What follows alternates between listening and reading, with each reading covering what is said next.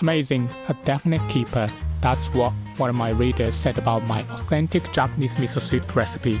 Clear, savory dashi, miso whisked through a sieve, tofu warm, tender, never broken. Let's cook. For a printable version of this recipe, visit my website, just Google miso soups that you to find me. First, you will need 5 to 10 grams of dried kombu. This strip is about 15 grams, so I cut it up using scissors. Kombu is a dried kelp packed with glutamates, indispensable for Japanese cuisine. Place in a pot filled with 1 liter of cold water and let it soak for at least 30 minutes or up to 24 hours covered in the fridge. If it's a weeknight and time is tight, it's perfectly fine and common in Japan to use dashi packets. If you take the shortcut, just skip straight to the dashi making step.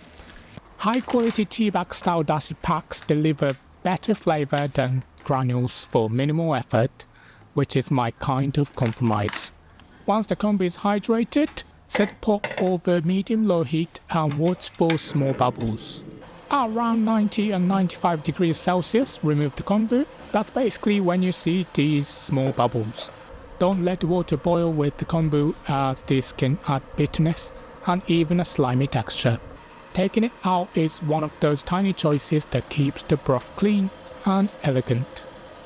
For the rehydrated kombu, you can make kombu onigiri out of it.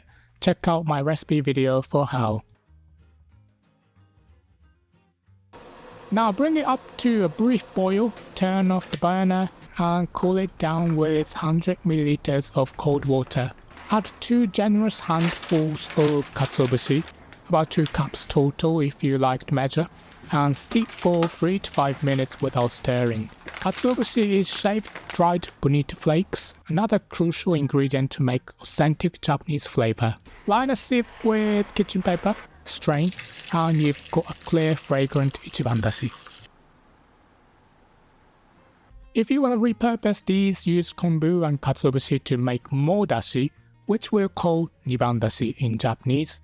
Check out my dashi stock video. Then we slice 30 grams of fried tofu pouches we call aburaage, 30 grams of Japanese leek, and 30 grams of fresh shiitake mushrooms. Then cut 150 grams of tofu into neat cubes. This block is about 300 grams, so I'll only use half of it.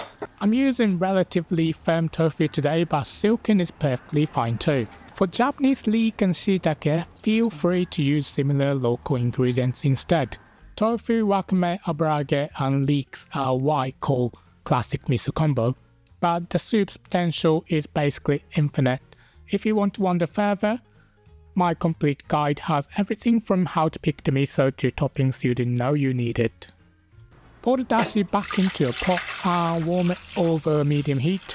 Just before boiling, add the ingredients that take longer to cook: aburaage, leek, and shiitake.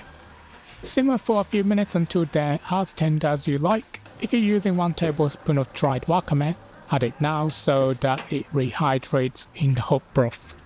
Dried wakame usually comes in a packet like this.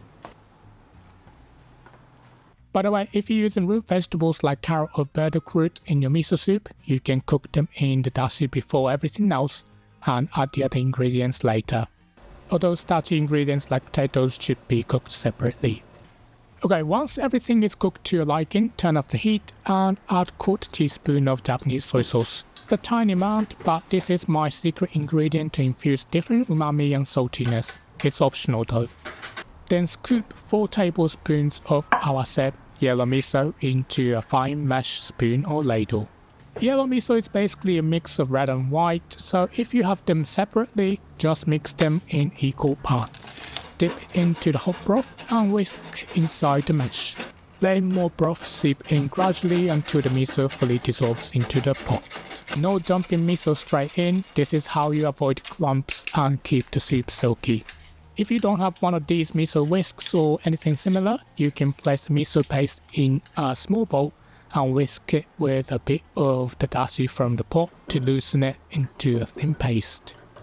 This will incorporate into our soup a lot easier than just dumping the miso straight in the pot.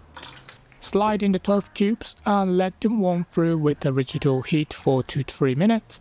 By adding the tofu after the miso, we can prevent breakage. Also, no boiling from here as high heat can mute the miso's aroma. Test now. If it's not salty enough, add a touch more miso. If it's too salty to your liking, add some hot water. Ladle the soup into bowls, topped with finely chopped green onions, and we're done. Cozy, comforting everyday miso soup that you can customize with your favorite ingredients. Want even more delicious recipes? Grab my free cookbook from the link in the description. Okay, let's go over the ingredients one more time. And if you're ready to cook, grab the written instructions by clicking the full recipe box with a picture that's about to pop up on your screen.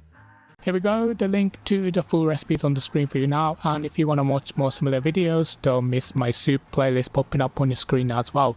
Thanks so much for watching, and I hope to see you in the next one. Bye.